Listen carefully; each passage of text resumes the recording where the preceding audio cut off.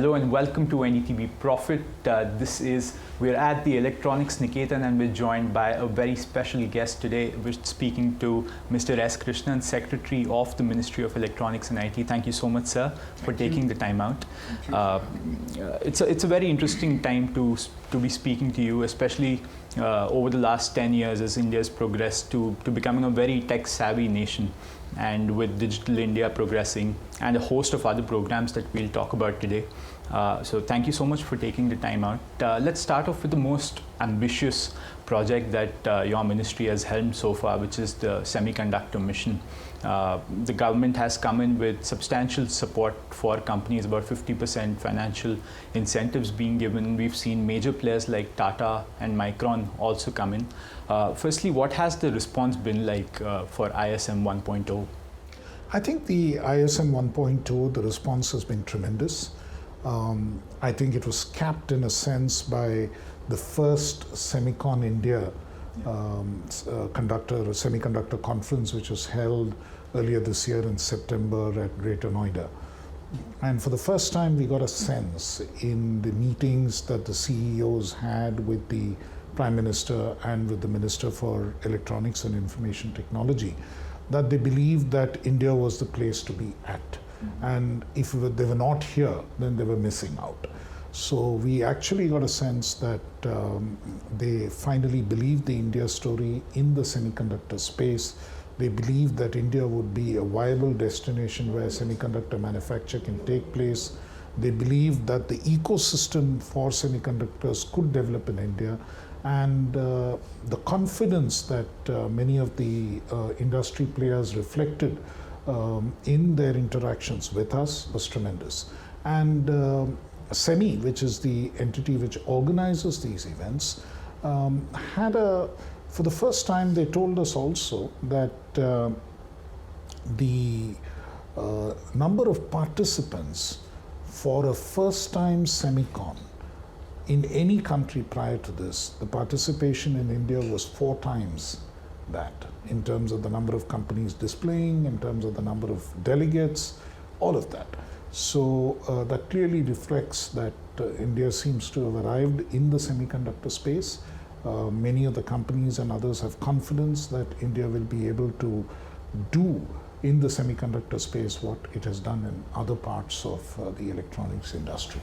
Right. So at Semicon, we had Union Minister Ashwini Vaishnaw also say that ISM 1.0 is sort of formally completed now, and now there is the next leg, ISM 2.0, that we need to be prepping for. So ISM 1.0 wrapped up with about 5 plants and facilities. How is ISM 2.0 shaping up? I think on ISM 1.0, we may be able to accommodate 2 or 3 more smaller entities, so the number may go above 8, because there is, the number will go beyond 5 to about 7 or 8, because we have some proposals which are already with us, which hopefully we should be able to pilot through.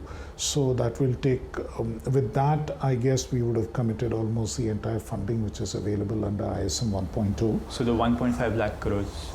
No, it is 76,000 crores. 76,000 crores, of which 1,000 crores is meant for the design-linked incentive program.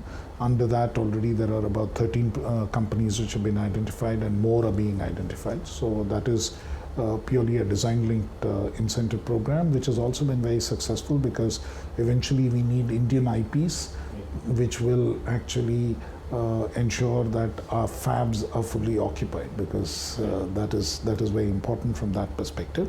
And then there is about 10,000 crores which is set apart for the modernization of the semiconductor laboratories at Mohali, and the work of, actually we have done a first round of an expression of interest. Based on that, we are preparing the RFP, and that should be ready fairly quickly.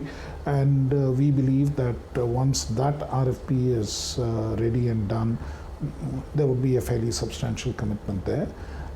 Apart from all of this, the balance 65,000 crores, as I told you, is nearly committed, nearly entirely committed, and within that we should be able to accommodate about 7 to 8 major projects.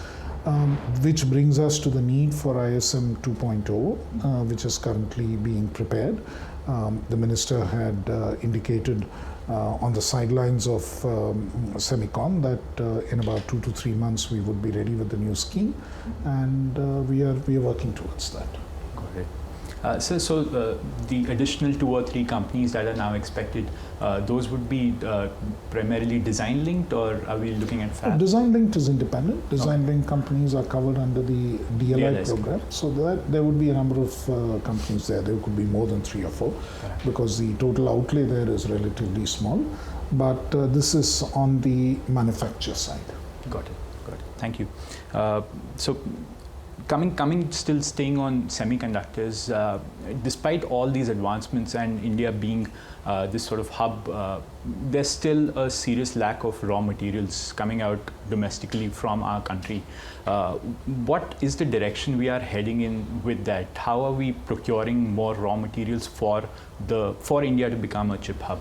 I think the ISM 2.0 attempts to take a ecosystem approach to this area. So some of the companies we would try to encourage under ISM 2.0 would include materials companies, gases companies, and companies which manufacture the equipment required for semicon management. In fact, earlier these companies used to be assisted under the SPECS program, which is a program which was launched by the ministry in the year 2020. And the applications under the SPECS programs closed with effect from 31/3/2024. So there are some semiconductor materials companies and others who are covered under the SPECS program, but in future we expect that they would be covered under the ISM 2 program. Oh, great. So we can expect a lot of specialty chemical companies also coming in, making highly specialized materials. One of the interesting elements of Semicon was that all of those companies were also represented. We had companies on the equipment side, fairly major ones. We had companies on the material side. We had companies for the testing side. So every part of the ecosystem, in a sense, was represented, and they were keen to look to see how they could make investments in India. Got it. So moving on to now electronics manufacturing, I think over the last 5 years especially, India has really transformed, and especially I think mobile manufacturing has really picked up. And further to that, we're seeing an import policy that has also come in. What are we doing on that? I think about 7 products are now included in that. Are we looking to expand that? And it's also set to end in December, the export policy. The import policy. What exactly are we now? Are we going to extend that import system? Let me there are multiple parts to your question.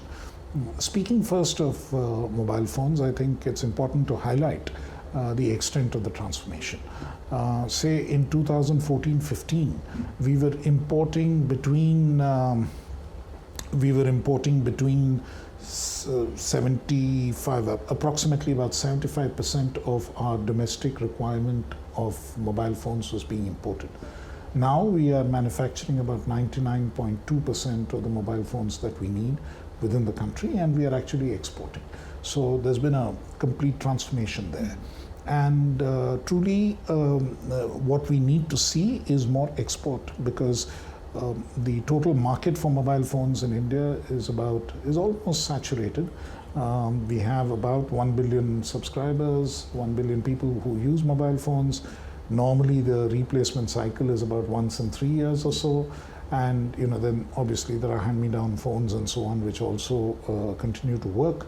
So currently we manufacture about 3.3 crore phones. That is almost about 30 crore phones. We manufacture almost about 330 million phones a year in India. So which means that our domestic market is saturated, and we have to really start exporting, and we have to be export competitive. So that is the basic thrust which is happening in the mobile manufacturing sector. Likewise, what we were speaking about is the import management system. Now, the import management system is really not a restriction, or it's not. It's just to monitor the import of IT hardware products into the country. And we now have an IT hardware PLI 2.0, which has been launched late last year. Almost about 27 companies have expressed interest, and many of them include even overseas manufacturers who will be making their products here in India. And we are expecting, many companies have commenced manufacture in the current financial year, and some of the major companies are commencing manufacture starting with April 1st, 2025. And IT hardware PLI also includes that progressively more and more of the value chain, the value addition has to take place in India. The domestic value addition component goes up significantly, and therefore there is a requirement that the companies manufacture in India, and we work in a way that we support them. Import management scheme, in a sense, gives us an idea of how much manufacture is taking place in India, how much is coming from overseas, particularly from where we are concerned about the security of what comes in. Because I think increasingly with IT hardware, an important element is the safety and the security of the equipment itself. So there are all of those concerns, and that so is are there particular countries on the radar with respect to this management system? I think we are trying to develop, and I think globally it's a concern for a safe and trusted manufacturing value chain. So you have to just trace back the value chain to know where it's coming from. Right. And on that, sir, it is ending so far at December 31st. It has been extended, and okay. December 31st, the present scheme has been extended till, and then beyond December also, it is to continue for one more year for the time being. We will review at the end of that period, or somewhere through the calendar year 2025, and figure out what is to be done with the scheme next. Okay. Great. So another very important piece of legislation that's coming out of MeitY is the DPDP Act, and we've been hearing for a while now that it's ready, it's virtually ready, and we're waiting for it to be notified. Is there any sort of, I want to understand what exactly are the concerns that MeitY is addressing, and what is the timeline now looking like? See, number one, the DPDP Act has already been enacted. Yes. The DPDP rules are under preparation, and they are at their final stages. We have to finish some internal consultations, and once the internal consultations are done, we should be able to put out the rules. But what are these internal consultations? See, this is an important piece of legislation, and the way that it will be implemented impacts various ministries of government, and also has concerns with regard to how data is shared and so on, and how it is to be implemented. So, and we also have to be aware that legislation of this kind is done without too much of disruption to current practices.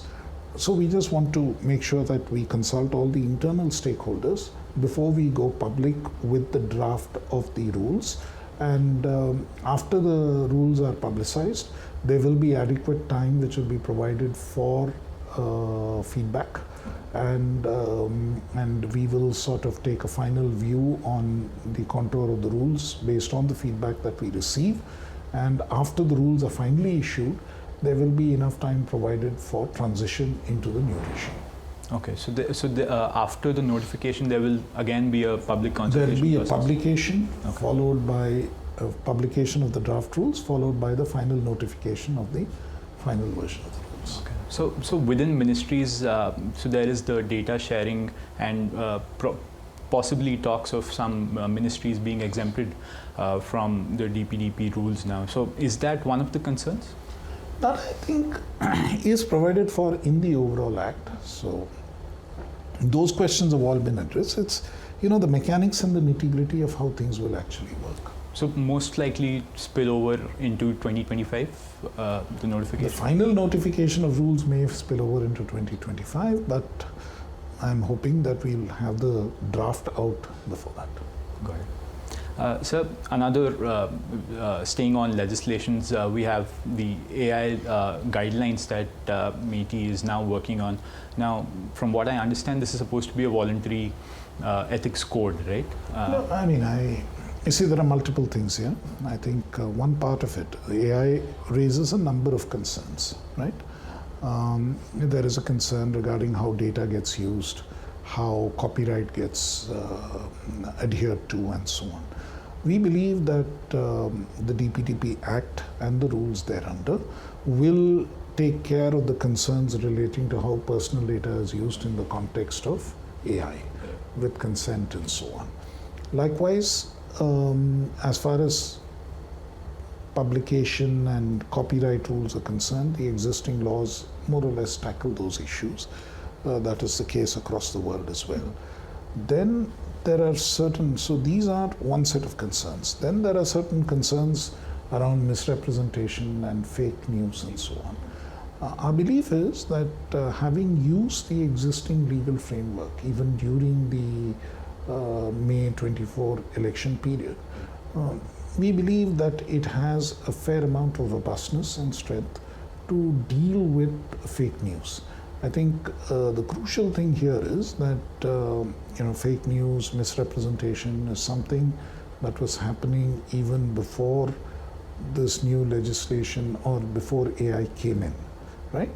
The only thing is the sophistication and the technological upgradation which has taken place in the way that misrepresentation is produced or deep fakes are produced has changed. And it takes a little more effort to identify whether something is a fake. So the important thing then is to sort of see how we can act under existing regulations. And we believe to a significant extent the present IT Act provisions relating to Internet Intermediary Guidelines of 2021 more or less cover many of the areas of concern as far as deepfakes and misrepresentation is concerned, and we've been able to use those provisions with a fair degree of effort. Now, a voluntary code is something which we believe could initially help in terms of striking a balance between the areas where there could be potential misuse and ensuring that innovation goes on without too much of difficulty. So what are those potential areas? Voluntary code will cover things like how data will be used. Will cover things like explainability, saying that what exactly has been done and how a result comes about. Labeling in terms of this particular information has been prepared based on synthetic processes. So those kind of issues will be addressed, and the companies will also presumably take note of ways in which they can stay away from the most adverse possible impacts of AI. That does not mean that we will never legislate or can't legislate. That is a right that government always retains. So that is something which we are closely studying. We are looking at international experience in this regard. We are studying at how other jurisdictions are dealing with this issue. We are in constant consultation with all stakeholders, experts, academics, and others. Through our position as the chair of the global GPEG, the Global Partnership on Artificial Intelligence and Participation in other international fora, we have a fair idea of how these things are panning out, and we are watching this quite closely. So, and if there is a need to legislate or if there is a need to regulate, we can always step in and do that. But for the time being, we believe that the appropriate balance to strike is to make sure that the requirements of protecting India's citizens, the so-called digital nagriks, against some of the ills and some of the harms that AI can cause, has to be balanced against the need for innovation, because we believe that the potential that AI holds to enable India to transition into the next stage of economic development is very, very huge. And that should not be unnecessarily constrained. And so innovation needs to take place, but at the same time, we have to make sure that there's protection. And I believe this is the best way we can strike that balance right now. Right. So at this point, no additional legislation. But we can. Currently. I mean, right now we believe it's adequate, but at any point in time, we can always legislate. Right. And with the voluntary code that's being helmed by Srijan, the Center of Excellence that's been set up at IIT Jodhpur, or will it be another body? No, we are looking at multiple stakeholders. I don't think any one stakeholder is leading it. We are, of course, with IIT Jodhpur. They have been talking to us. Their experts have been in various consultations. There are a number of other fora where these discussions are taking place, and we will be very broad-based in our discussions with all stakeholders. Great. So, staying on content, and there's a lot of takedown requests that come via a lot of government bodies, ministries to the MeitY. What exactly are the concerns of the government? We're seeing, especially during elections, such takedown requests come in. We're seeing there's some finfluencer content that is requested to be taken down, which YouTube complies with at the orders of the MeitY. What exactly are the concerns of the government?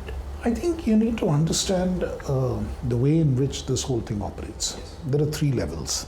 The highest level is Section 69A of the IT Act, where the government can actually order certain content to be blocked.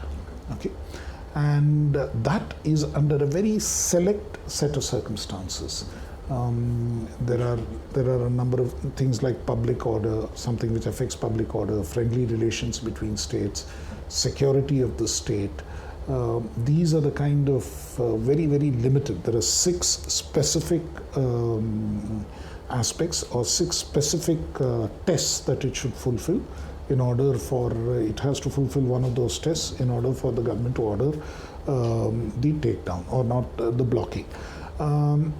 These are actually a subset of the 9 reasonable restrictions on free speech that can be placed under Article 19(2) of the Constitution. Right? And Article 19(2) says that the government can place reasonable restrictions on free speech, on the freedom of speech, subject to for the following reasons. So out of those 9, 6 are contained in 69A. So the power is very limited, very focused, and is used only if those conditions are fulfilled, because it's again ultimately subject to judicial review. So we are extremely careful that it is a statutorily limited power which is used only when it is warranted. In addition to that, there is also Section 79(2) and Section 79(3) of subsections of the IT Act, where there are certain diligence guidelines and certain other requirements, court of law based orders, which the social media intermediaries are required to comply with. So in certain cases that is done by the concerned ministries and concerned state governments. They are empowered under those clauses. The last element is that when the rules, internet intermediary rules were amended in 2021, Section 3, Rule 3B was introduced. And Rule 3B requires social media intermediaries to follow a set of guidelines, or rather ensure that their community guidelines include certain key elements, including not carrying child sexual pornography material and those kind of requirements. They are required to proactively act under those clauses and take down the material themselves. And you would find that, and the community guidelines are fairly strong, and you would find that, and they are also required, the significant social media intermediaries are also required to prepare a monthly report and share on their websites as to what is the action they've taken.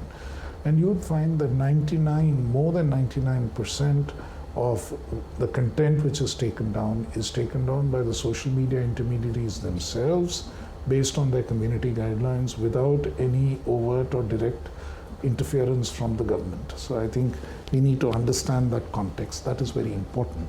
And the government really steps in only when it is absolutely necessary in order to preserve public order or ensure that a security situation doesn't get out of hand. Right. The trigger was that a lot of YouTube content creators, they get requests and they actually get notified that their content was taken down due to an order of a government entity. And there's a lot of opacity behind that, right? They don't get particular clarity over what exactly was wrong with that content. So if you want to clarify on that. There is a mechanism of a grievance officer mechanism under the Internet Intermediary Rules. They can certainly file before the grievance officer. It goes before a grievance appellate committee, which has been constituted under the rules. So there is a mechanism of actually seeking redress in case something like that happens. Right, totally. Thank you so much, sir, for speaking on a very wide range of topics. Thank you so much for taking time out. Viewers, this was S. Krishnan, Secretary of the Ministry of Electronics and IT. Stay tuned to NDTV Profit.